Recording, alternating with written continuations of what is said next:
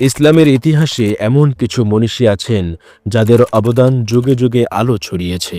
তাদের মধ্যে অন্যতম হলেন ইমাম আবু হানিফা রহমতুল্লাহ আলাই, যিনি ইসলামী ফিকাহ বা আইন শাস্ত্রের অন্যতম ভিত্তি স্থাপন করেছেন।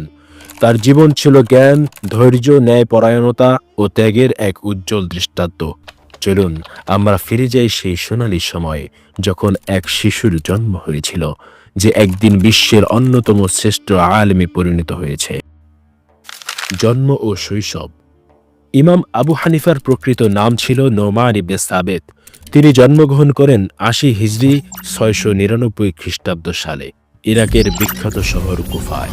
কুফা তখন ইসলামের অন্যতম প্রধান বিদ্যাপীঠ ছিল, যেখানে সাহাবী এবং তাবেঈনরা বসবাস করতেন। তিনি পারস্য বংশোদ্ভূত ছিলেন এবং তার পরিবার ব্যবসার সঙ্গে যুক্ত ছিল।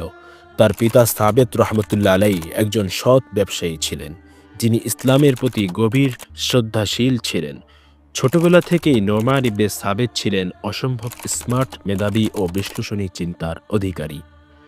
কিন্তু কিভাবে এই বুদ্ধিমান ব্যবসায়ীর ছেলে একদিন ইসলামের ইতিহাসে অন্যতম শ্রেষ্ঠ ফকিহ হয়ে উঠলেন?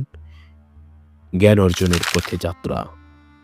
একদিন একজন বিখ্যাত আলেম তাকে বললেন, নোমান, তুমি ব্যবসার পাশাপাশি জ্ঞানের পথে আসো, কারণ তোমার মধ্যে আমি এক মহান পণ্ডিতের ছাপ দেখতে পাচ্ছি। এই কথাগুলো যেন তার জীবনের মোড় ঘুরিয়ে দিল।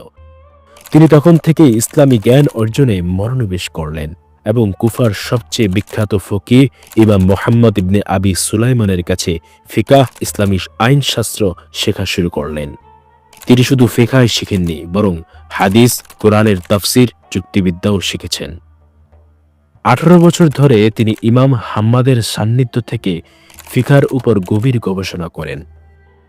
তার এতই প্রতিভা ছিল যে একবার তার শিক্ষক মারা গেলেন। তিনি তার আসনে বসে শিক্ষা দেওয়া শুরু করেন। হানাফি মাযহাবের প্রতিষ্ঠা। ইমাম আবু হানিফা রহমতুল্লাহ আলাই ইসলামী আইন শাস্ত্র নিয়ে গভীর গবেষণা করেন এবং তিনি কিয়াস, যুক্তিবিদ্যা, বিশ্লেষণ ও ইজতিহাদের মাধ্যমে নতুন দৃষ্টিভঙ্গি আনেন। তার ফিকার মূলনীতি ছিল কোরআন, হাদিস, সাহাবাদের ফতোয়া, ইজমা, কিয়াস। ইসলামের মূল ভিত্তি হল কোরআন, নবী করিম সাল্লাল্লাহু আলাইহি শিক্ষাই হল হাদিস। ইসলামের প্রথম প্রজন্মের মতামত সাহাবাদের ফতোয়া, আলেমদের সম্মিলিত মতবাদ হল ইজমা।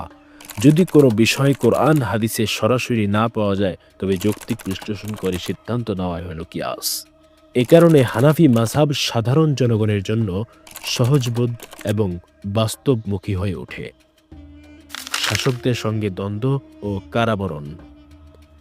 উমাইয়া ও আব্বাসীয় খলিফারা তাকে প্রধান কাজীর পদ দিতে চেয়েছিলেন, কিন্তু তিনি তা প্রত্যাখ্যান করেন, কারণ তিনি ন্যায় বিচারককে বিকৃত হতে দিতে চাননি। তিনি স্পষ্টভাবে বলেন, আমি যদি সত্য বলি তাহলে শাসকের বিরুদ্ধে রায় দিতে হবে, আর যদি মিথ্যা বলি তাহলে আল্লাহর কাছে কি জবাব দিব। এর ফলে তাকে কারাগারে বন্দী করা হয় এবং প্রচণ্ড নির্যাতন চালানো হয়। শেষ পর্যন্ত ১৫০ হিজরিতে ৭৬৭ খ্রিস্টাব্দ কারাগারেই তিনি মৃত্যুবরণ করেন। তার উত্তরাধিকার ও প্রভাব। ইমাম আবু হানিফার শিক্ষাগুলো তার ছাত্ররা সংরক্ষণ করেন।